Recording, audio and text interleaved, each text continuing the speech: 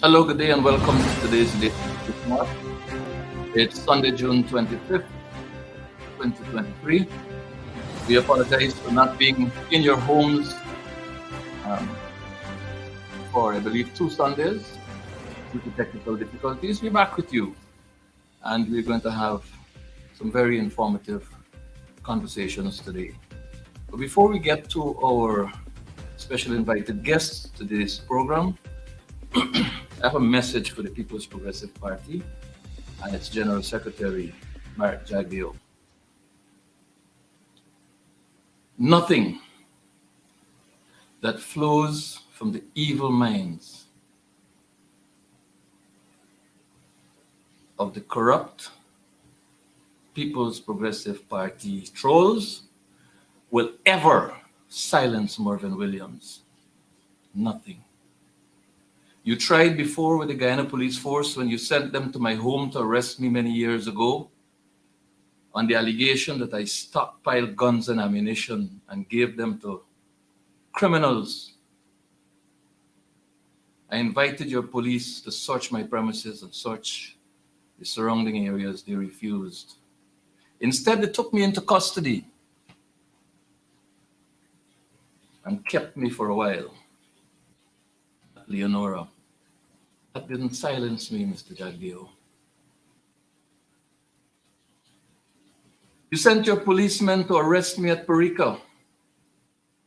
I was a regional councillor, standing in defense of the constitutional right of the vendors of Perica to ply their trade, to work and to earn. Their police dragged me down the street to the Perica police station where they kept me for a while. That didn't silence me, Mr. Jagdeo. I hosted Nation Watch from 2006 to 2009 approximately, during which time I was under 24 hours a day surveillance, 7 days a week. Policemen and intelligence officers outside my window day and night. You did not intimidate me then, Mr. Jagdeo. You didn't silence me then. You're not going to silence me now.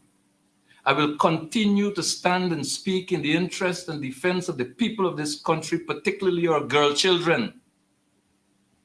And no amount of dirt that is fabricated and spewed all over the place, purported to be actions of mine, will ever silence me, because the truth shall always prevail and set me free. And your web of lies will continue to cause you entanglement, discomfort,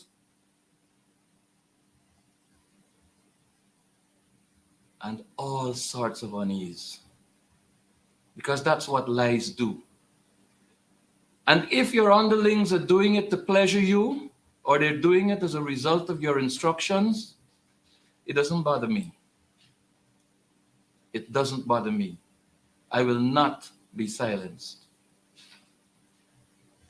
I will not be silenced, especially when our indigenous girl children are involved in situations where they have to openly allege criminal behavior on the part of your minister.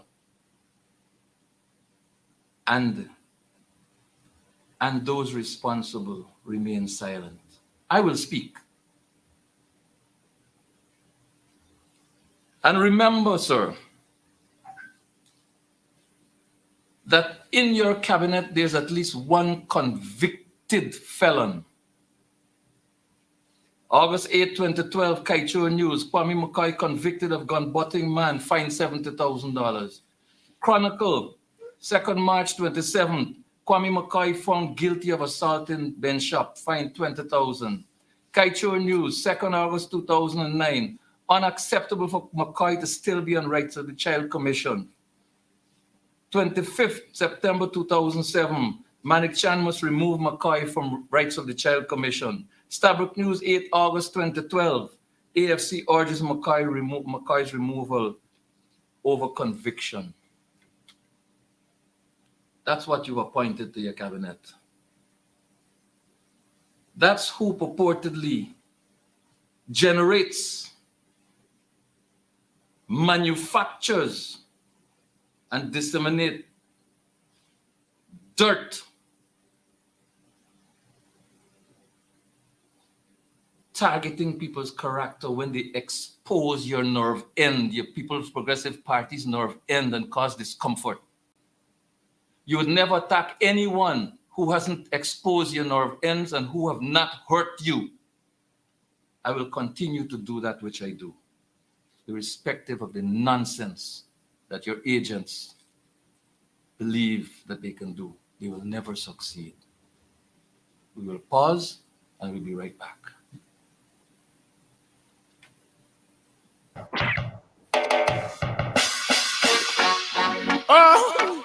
Oh Lord, I'm living for you once more. They really down now. Can't cool enough, can't water down enough. Not compromise, no time enough. Give it up. A big like you, rape off a 6-year-old baby. A big man like you, Papa, you're gonna put 9 on a little old lady. A big man like you, born down a school and not talk about your man sick and crazy. But when God hold you, no if, no but, no matter, tell the Almighty, boy, maybe. Yes, them and lie, them.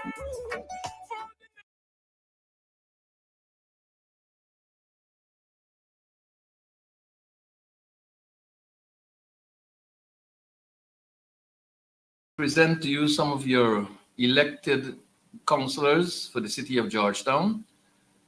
We propose to present to you the councillors elect, the constituency councillors elect, and I believe we have about 10 of them. We have Mr. Travis Ellis from constituency 10, Gregory Fraser from constituency 8, Clayton Hines from constituency 5, Javon Mohammed from 6, Yvonne Ferguson from 11, Winston Harding 13, Troy Garraway constituency 12, Quebec Copeland constituency 14, and Eileen Chalmers from 15, and Kyle Solomon from constituency 9. All of them are not with us this morning, but we will present those who are here. Here's an observation. The city of Georgetown is owed more than $1 billion Guyana dollars by government agencies. These agencies have either omitted or refused to pay their rates and taxes to the city, hobbling the city, as it were, when it comes to discharging its functions. The city of Georgetown gets $30 million in subvention from the government of Guyana to service 15 large constituencies, 15 well-populated constituencies. I'm advised that the Fiscal Transfer Act presents a formula which affords the city, or which provides that the city ought to receive somewhere in the region of $700 million per year. There's a marked difference between 700 million and 30 million. May I present to you Mr. Winston Harding, who was declared the winner of constituency 13 at the recently concluded local government elections. Mr. Harding, would you be kind to briefly introduce yourself to our audience? Well, good morning to you, fellow personnel in the homeland and those in the studio. My name is Winston Harding, elected councillor of constituency number 13, which is the West Rhinefeld Laying Avenue. Yeah, West Rhinefeld Laying Avenue, East Rhinefeld, and we call the Towler Dam. My constituency has brought home a successful win for the APNU, and I would like to say a big thank you to the entire constituency. Not forgetting that I want to leave one word, that no matter what, constituency 13 will always be for the APNU. They will not be for sale at no time at all. Thank you very much. What did you see during the campaign as the major issue, the single big issue, um, as you campaigned, and now that you have been declared the winner of the constituency, what are your plans in terms of um, bringing some kind of solutions to the problem that you identified? There are some important issues that was being raised during the campaign, but the most that was being raised is jobs for the young persons in the constituency. Now that I'm elected councillor, I am purporting to ensure that, well, you won't get jobs for everybody, but I'm purporting to see how far I can take it so as to assist the young persons in their job speculations. All right, we'll get back to you. Let's bring in Mr. Clayton Hines. Clayton, you're a man of music. You didn't manage to sing your way through to this victory. It called for some foot slogging and some hard work and convincing people to stay with you as you sought re-election. How was the campaign for you? Well, for me, for me, the campaign has been a very revealing exercise, and that in itself has signaled to me that, in essence, people are interested in improving the quality of their lives, and that was made very clear in my engagement with the community. Now, if I may say, Constituency 5 is one of the second largest. Tell us where that is. Constituency 5 includes UG Road North, coming down right down to Eastern Highway. That will include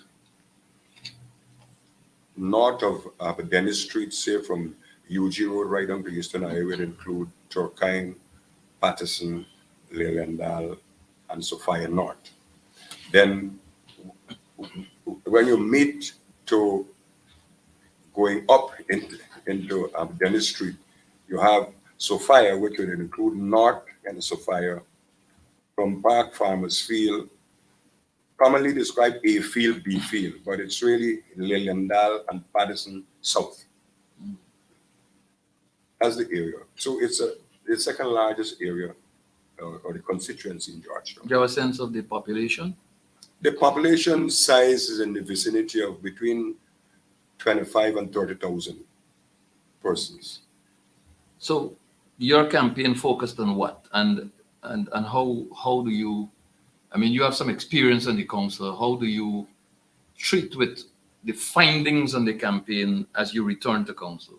Well, essentially, there are some very common problems that will affect Constituency 5 and Constituency 6, because the block of land, commonly referred to as kind of Sophia,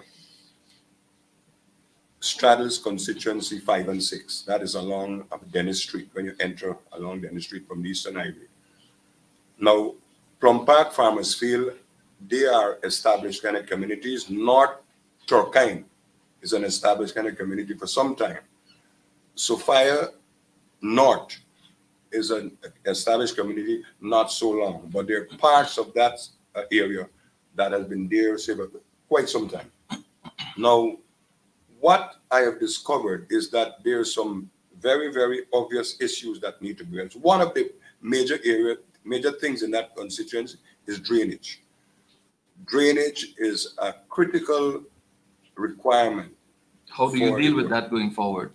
Well, at the current moment, the interlocking drains for both Liliendal South and Patterson South are the impediments that really affect the water kind of logging on the land.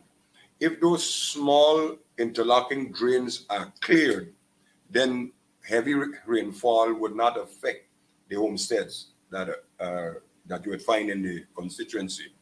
Currently, there is an arrangement that the council had worked out on the APNU with NDIA, where the essential drains are being cleaned by way of contract with NDIA. So that is ongoing, but that is only for the main drains. But the interlocking drains are drains that need to be cleaned because those main drains drain the fields. And if you don't get those interlocking do you drains have in a the culvert- plan? Do you have a plan? Yes, well, the plan is incomplete, but the plan is to engage organizations, individuals, interested individuals in the constituency, where we will develop a plan to address just not only drain, but overall improvement of the constituency, both in terms of sports, in terms of other activities, and to address other critical issues like teenage pregnancy and so on, health issues in the constituency, because the constituency in itself, normally in my public engagement with people, I tell them that constituency 5 and 6 is like the United States of America. They have people from every region living in this constituency, region 1 to 10, and they have different experiences. So you have to engage social organizations. You have to look at the existing sporting facilities that exist in the constituency and seek to improve them. Then I'm hoping to develop a program that will engage youths directly so that they can see the wisdom of living lives that are very rewarding. But Mr. Harding, you have been engaging directly. Do you propose now that you're elected to continue engaging people, or how do you propose to move forward? I will continue to engage persons at the higher level and the lower level, including persons within the constituency. Right. Well, congratulations to you on being elected. I know that the process is not concluded in terms of the identification of the PR candidates to council and other important matters such as internal elections. So I wish you all well, since each of you stand on equal footing going forward. We will pause for a moment and we will invite 2 other councillors-elect to the chair so that we can continue the conversation.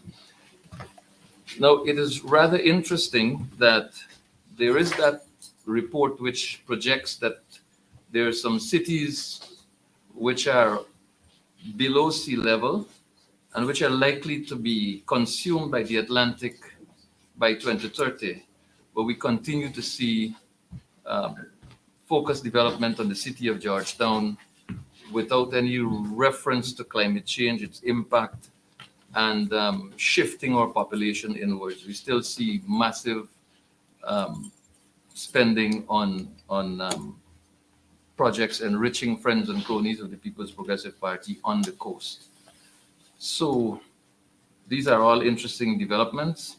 I have with me 2 other councillors-elect who are going to present themselves to you immediately. Go right ahead and introduce yourselves to our... Jeffon Mohammed, constituency 6, elected candidate. My name is Travis Ellis, constituency 10. It's as brief as an introduction can get. Mr. Ellis, tell us a little bit about constituency 10, its boundaries, its population, and its troubles. This is your first time as a councillor. Okay. Yes, this is my first time going up for run as a councillor and being elected for constituency 10. That's Charlestown, all by Stum. That's from Princess Street to Independence Boulevard. During the campaign trail, it wasn't easy. It was a hard task because we know the PPP spend a lot of money in that constituency. For me, I had my support, and my basic support was the youths. And that was one of the upper hand that I had against the candidate for the PPP, getting the youths on board with me, because on my campaign trail, I make some promise that I will have to fulfill. and that's pertaining to some of our school, the children that drop out from school. We have a lot of domestic violence in that constituency as well. Also, we're troubling with the drainage and with the teenage pregnancy as well. So I'm looking to work with the youths in that constituency. I'm very familiar with Albistown. My childhood history. There's a lot of childhood history for me in Albistown, and it is a community that's very close to me. I still have relatives there. Speak to this issue of the condition of the streets in Albistown. Every single street in Albistown is in the most deplorable condition, and instead of attending to the streets, repairs of those streets, we had the minister of government going in there. I don't remember his name. I think he's a preacher of some sort. And going to Pontrench, well, we know it as Pontrench, Independence Boulevard, and putting in a concrete strip. In the process, displacing people who've been living there for decades without regard for their well-being, their safety, their relocation. Speak to that issue. How impacting is this, and how are people viewing it? Well, for me to answer that, basically with the recent work that they did out there, it had a lot of negative vibes with people, with removing people from there. Likewise, in a whole, it is good, but places when you for remove people, you must have places to put them somewhere else. You just don't come and bulldoze people like that. People been living there like over for 15 years, 20, and you just come one day with to say you're going to do that. I think that's one of the reasons why they weren't elected in that area, because of that. Well, it's a minor reason really, because Albistown will never vote PPP. That's a fact, and that is a historical and current fact. Yes. Mr. Mohammed,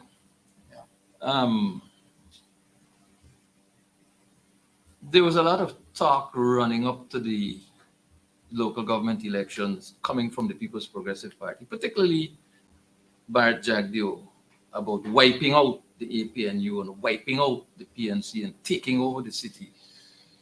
What are your views with respect to those statements, having regard to the reality of these elections, the outcomes? Well, coming to this election, well, there was previous elected councillor for my community for the last local government.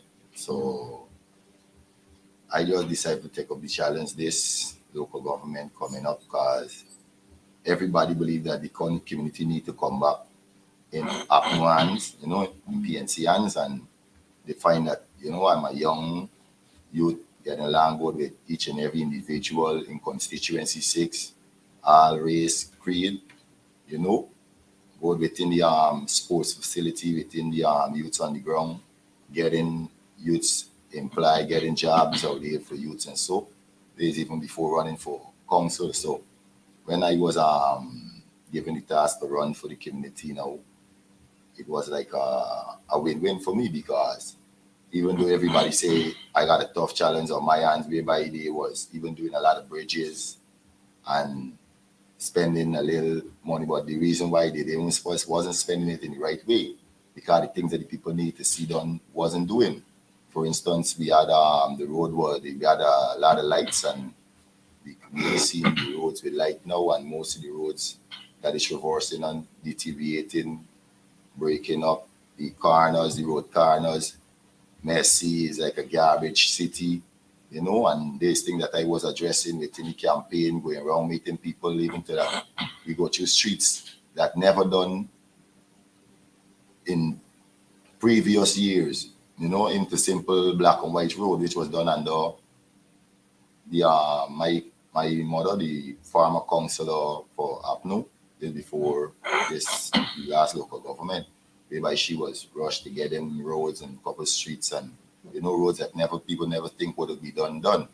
So this time around now, people see like it more benefit on cars. With on me part on the campaign ground now, I as a man was go house to house. As cars, this thing that I do in cars over 28 years, I live in Sophia, meeting house to house, living. They got a lot of friends, family, you know. So it's like it's a good relationship with me and the people in constituency 6 that I don't build. So when I do the campaign, house to house walk around, check people's situation, even at some time I could even give some help to some people where if we had some elderly people who can really help themselves. We had to go and beat some alleys and thing where they said the previous candidate promised them he gonna clean it. So we didn't wait on promise. We act as they say they want the thing. We get couple we don't want. We get them everybody organized. We get it done, and you know it was like a good motivation on the ground. And with the youths now, it was so good with the youth to know that, you know, as a youth as themselves taking up a challenge that nobody won't believe that, wow, this youth guy enough would represent constituency 6, Cummins Lodge, Priamsal, C Field, E Field, as them Scarlet, you know, into E Field and so on. So when I into the challenge now, it was like a good move for me on all rounds. It made me get a lot of criticism, a lot of talking, a lot of this, but it didn't do me nothing. Excellent. Travis, I made the point earlier that the city is being starved of funding to which it is entitled. The city is being starved of revenues by the government of Ghana, which is failing, omitting, or refusing to pay its rates and taxes. And so that becomes a major challenge for the city in discharging its duties. Do you think that this council will be treated any differently? I mean, Jagdeo did say that if the PPP were to win the city of Georgetown, that the PPP government will work with the newly elected council to make Georgetown a better place, I suppose. But the fact of the matter is that the PPP did not win. Do you see the PPP government working with you as a new council? Do you see the city under this new council getting its just share of the revenue from government? For me, Jack, recently I heard a press conference with him saying that he's willing to work with the council, work with the APNU. But we're going to hold him on his word if he's going to work. But for me, as the first time going to the council, I don't think it's going to be business as usual. Because recently, during the campaign trail, we saw the garbage was picking up by the person right now who is the solid waste management. And all of a sudden, Ice and garbage stop pick up over 2 weeks. And that's a big concern right now for me in my constituency, because the garbage is piling up there and it's not going anywhere. That's showing you clear that they're not going to work with us. That from there, it's showing you clear that the PP is not going to work with us. But we got to find ways to get these things done for our people in that consistency. Now, help me understand this. You are saying to us that in the run-up to local government election, I mean, I don't live in the city, so you pardon me. You are saying to us and to our viewers in Guyana, in Georgetown, and the world at large, that in the immediate run-up to local government elections 2023, the solid waste management unit of the Georgetown Mayor and City Council was actively picking up, removing garbage from wards within the city, and that following the declaration of the results showing that the APNU had retained the office of mayor and that won the city of Georgetown, that the garbage collection has stopped? Is that what you're saying to us? Yes, and I have evidence because I take photograph every time I walk in my constituency where I want and seeing the garbage piling up. People just start dumping. For instance, right from you're coming from Ducky, you go there, Malcolm was on and the salaries man, they was cleaning all the time. And Ducky is at the head of Hunter Not Street. Hunter Street. And if you see the garbage here Hunter right and now, James. Sussex. sorry. Sussex, if you see the garbage piling up, it's a real concern right now, because if you've been doing it before the local government, how all of a sudden it halted? What's the reason for that? I should be asking you what your thoughts are. My thoughts is because they did not win Georgetown. So you're suggesting that an arm of the city council is working in support of the People's PPP, Progressive yes. Party and in opposition to the elected council. Yes. What a story. What's your experience? Well, my experience, well, so far we've experienced not just all the work that was doing seas, and we hoping to see if it's going to finish off, if everything will be completed as what we see started in the constituency by them. But for now, we could just hope and pray that they work with the council of Georgetown, and they will make Georgetown a better place. But is the garbage situation the same in your area, the same experience as Ellis had? As I explained to you already, that was just from starting before local government. I know what on, but we're going to try our best to see if we could adjust it right now on the ground. But right now, we road corners are filled with garbage all over, each and every one. Even to the roads in Weedon no more. Mm-hmm. I want to put this question to both of you for brief responses before we switch. The capital city is below sea level. So there's always the risk of rainfall water on the land merging with tidal water from the Atlantic. So that if the sluice doors are open, and there's water from the Atlantic in, and then when the rains come, the two get together and obviously cause the flooding. Well, they got a different situation by me. Even though now remember that yesterday, individually tell me, remind me that the conservancy at the back by me now, we just break away a lot. Under the scars, constituency 6 to be a lot of yard at low to be flooded out. And there's another adjustment that happen. I know if there's a way for it happening because we call in, we report it many times, and every time it's just a new error all the time happening. Yeah, but the bigger point I wanted to make here and to ask you to respond to very quickly is that given this fact that this water, the two sets of water are colliding, given climate situations, and you see within the city when the capital works are being done, for example, through the cemetery, a once very wide trench is being reduced to about 2.5, 3 feet. And of course it's concrete, so it's shallow as well.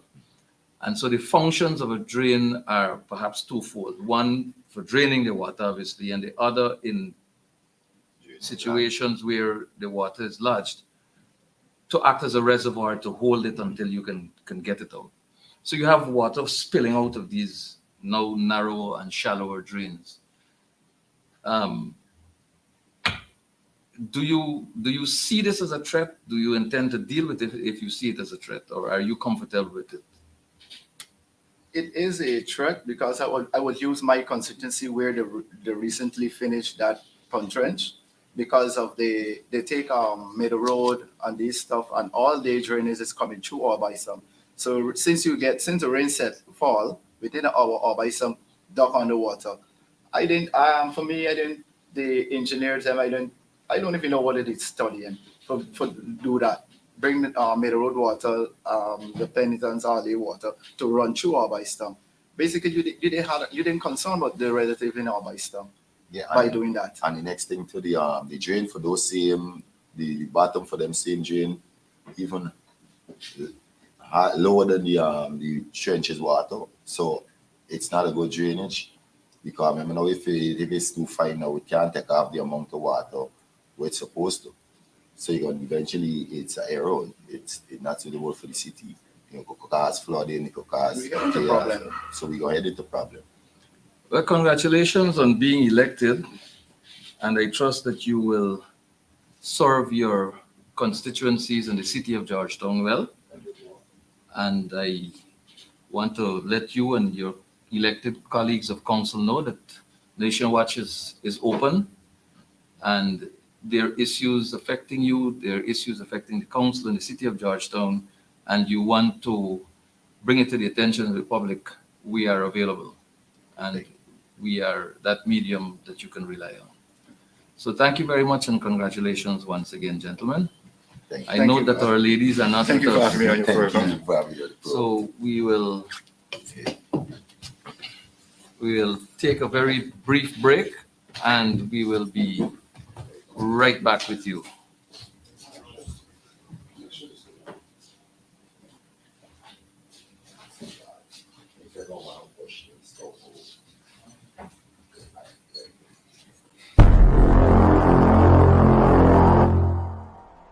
And this year, Guyana dropped 2 points on the Transparency International's Corruption Perception Index, which puts it among the most corrupt in the region. Do you accept that within this government and within this country, there is a problem with corruption? We do have real corruption. Do you use middlemen like Sue in order to take money on your behalf so that you can keep your hands clean? Oh, so I can't comment on that.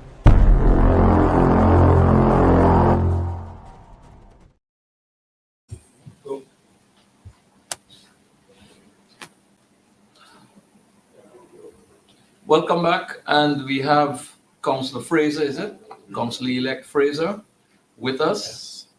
And Councillor-elect Fraser is going to be representing constituency 8 in this new council, which will be taking office very shortly. Welcome, sir, and you're free to introduce yourself to our viewing public, please.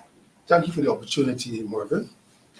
And first, I want to say thank you, a big thank you to constituency 8, which is boundaried from Lissinger Road to Lambert Street, from Princess Street to South Road to Crowell Street, then from Chalmers Place into Hatley Street, right down to Stabrook Market area.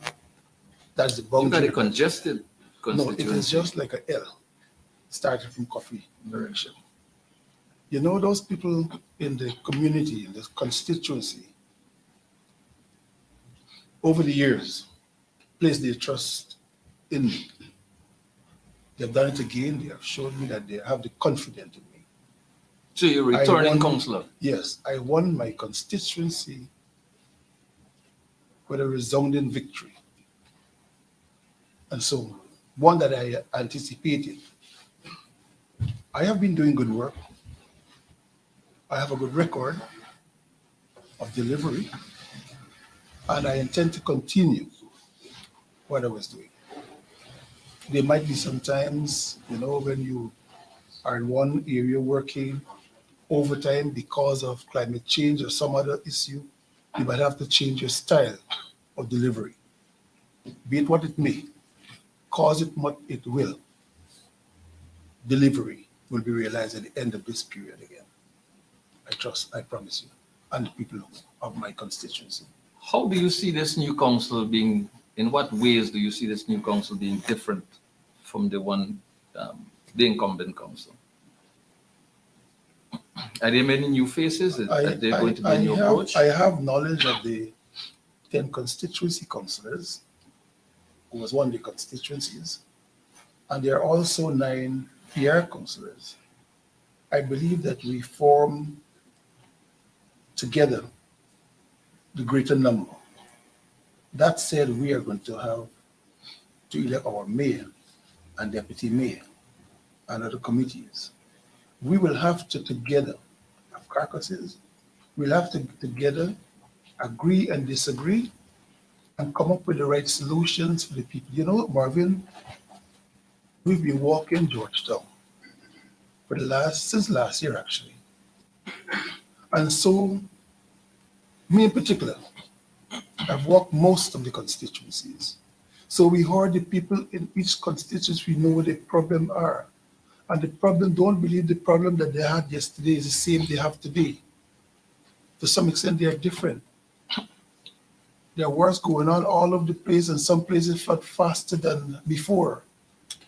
They want to take longer to recede than before. We have to strategize and deal with these problems. But the Sussex Street Canal, which is one of the main outflows, is not a facility that the city has the capability and equipment to deal with.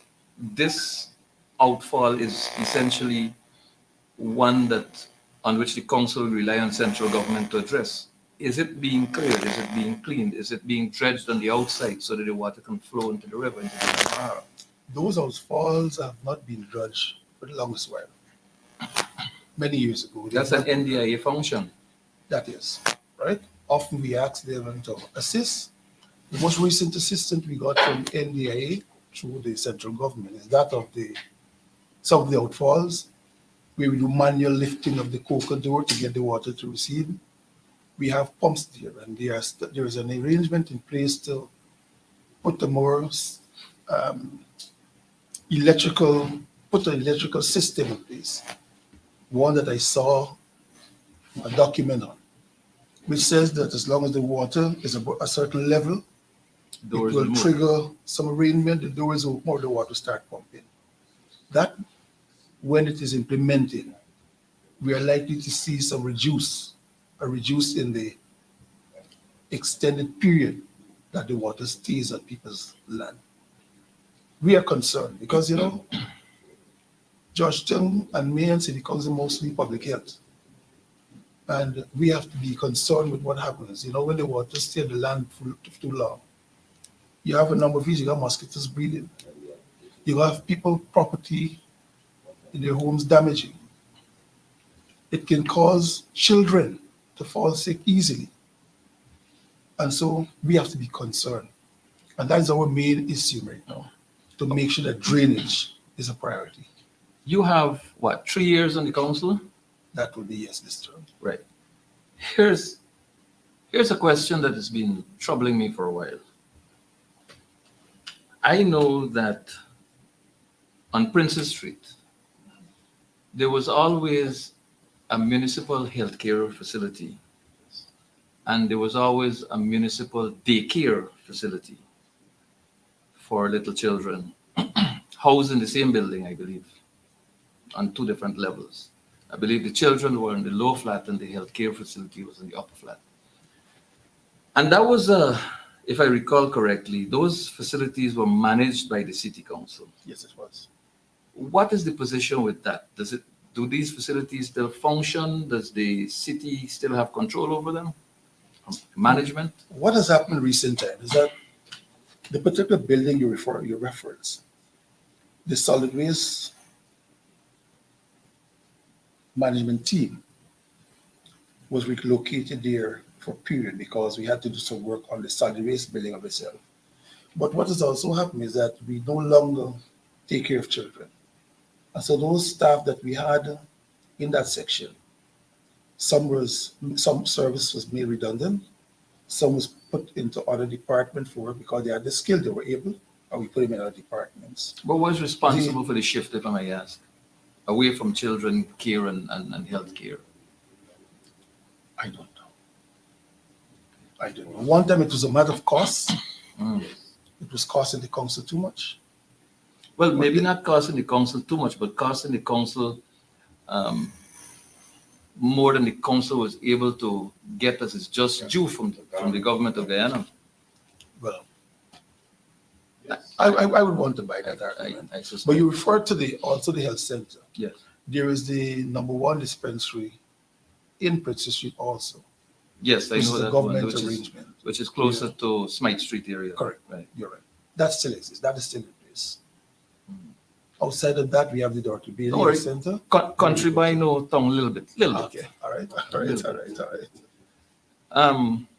Time is swiftly going by, and I want to ask you, I really wanted to ask this question also of your colleague, Clayton Hines, who is also a returning councillor. You can read right there. Speak to the local government commission and its apparent overriding powers over the officers of council. Speak to the issue of the council appearing not to have any authority to hire, discipline, or fire officers who it appears are not really carrying out the mandate of council. As I understand it, officers are required to carry out the decisions of council. And in many cases, this has not been happening, and the council is hamstrung when it comes to disciplining these officers for failing to carry out their duties. And the fallback has always been the local government commission, which will intervene and rule against council. Speak to that very briefly. We have a couple of minutes remaining. I see Clayton is back, and we'll ask him as well. Marvin, that's the issue we have. It's a big burden. It's a problem for us. We cannot hire the people we pay. We cannot fire the people we pay. It is the crafters of that legislation, of that piece of constitution, that gave the local government body the right to hire and fire, discipline, and those things. We can, as a council, we can do a check, do an investigation, whatever we come up with, whatever recommendation we come up with, we have to send to the local government commission. And they often don't abide by our recommendation. And I'm a realist. Sometimes we get problems, we do, with staff members. But members of the staff sometimes know that if they were to carry out our decisions to the letter, some issue might come up at the level of the local government, and then send them some letters for some issue. It happens. We have seen it happen. And this wrong, we are returned to this council. We have to try our best to make sure that the council, the councillors, and the administration work for the better of the city. And as long as we can strike a position and get that understanding, we are going to do better for the city this time around. There must not be any unnecessary confrontation, and we are going to do better for the city this time around. Clayton, I hear the wisdom of your brother, my brother, returning councillor. I want to ask you,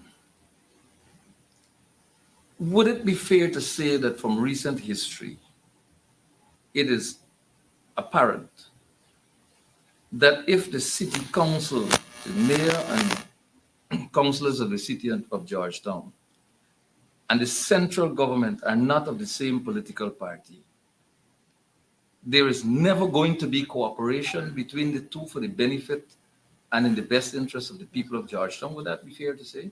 Well, Marvin, that's an interesting question. It is always a question that I ask myself on so many occasions when you hear the pronouncements coming from central government, whether if it's APNU or PPP government.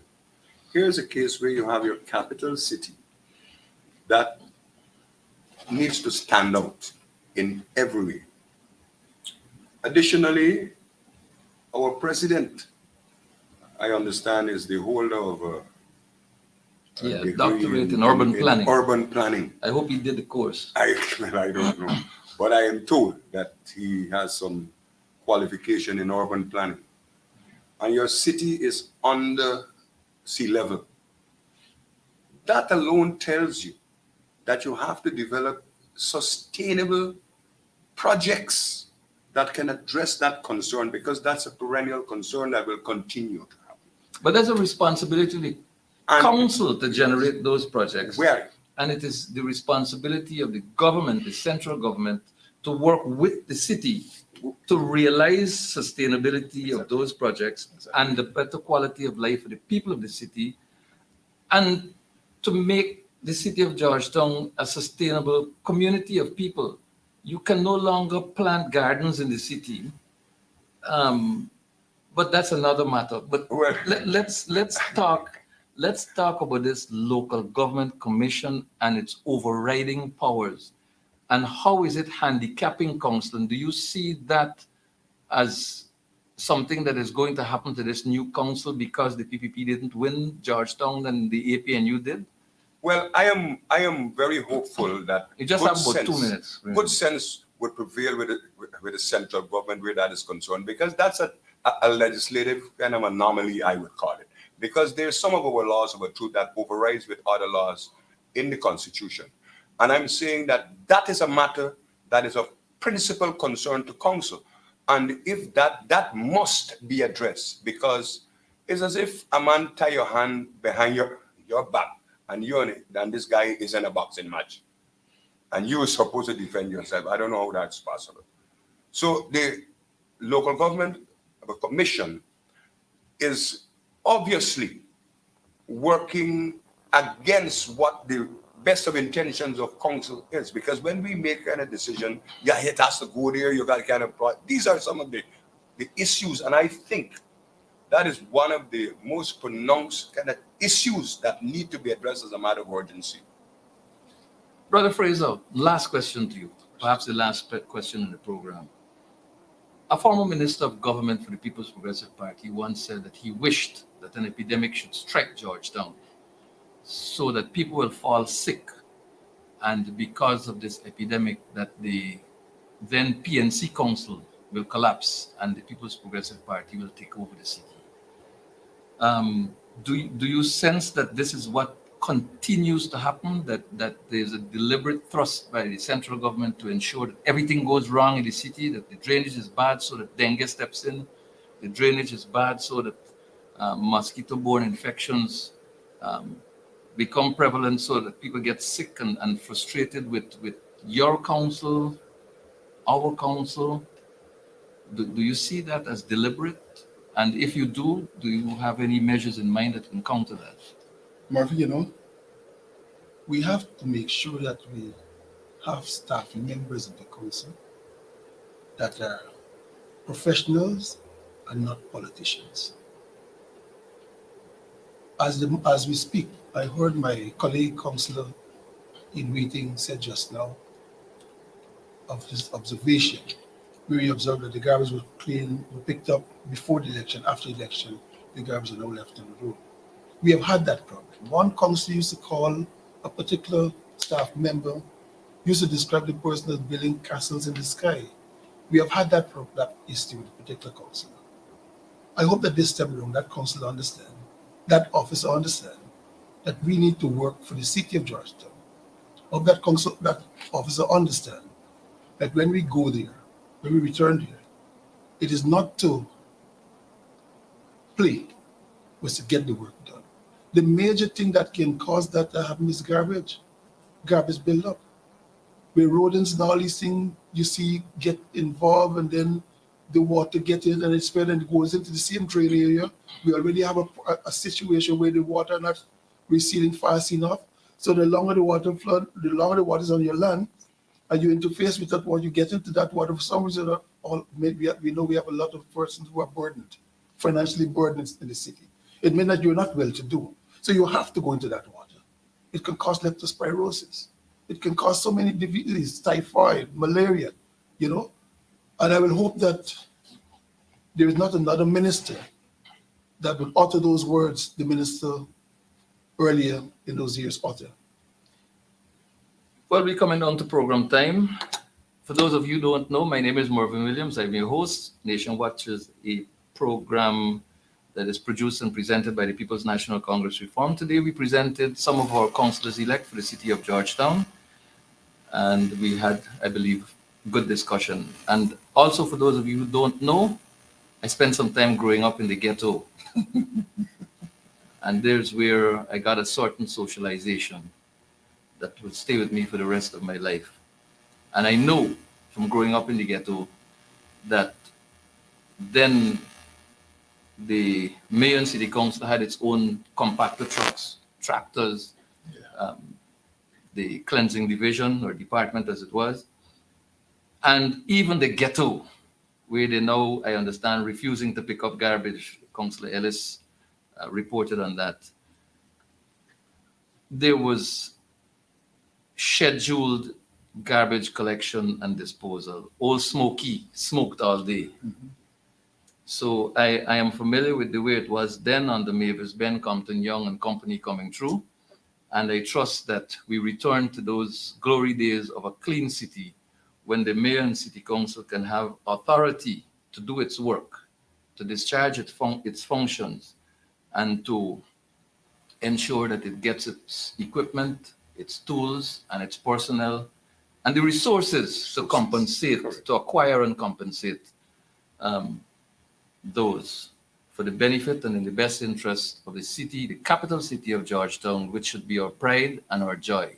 And I trust that the residents of the city of Georgetown are pleased with their selection of councillors, their election of councillors, and I trust that you will not disappoint them and that you will work for them and with them. Thank you very much, councillors-elect, for joining us, and thank you very much, members of the public, viewing and listening public.